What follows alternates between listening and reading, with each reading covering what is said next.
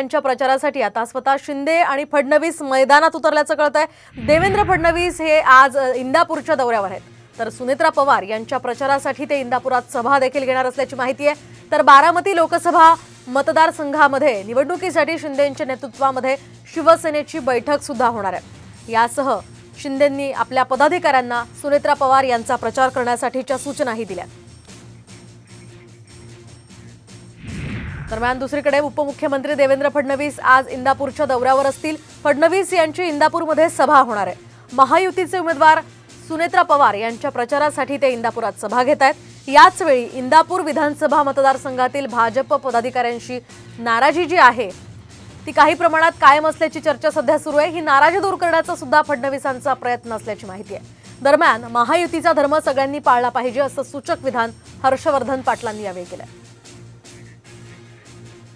देवेंद्र फडणवीस साहेब त्या ठिकाणी आपली भूमिका मांडतील।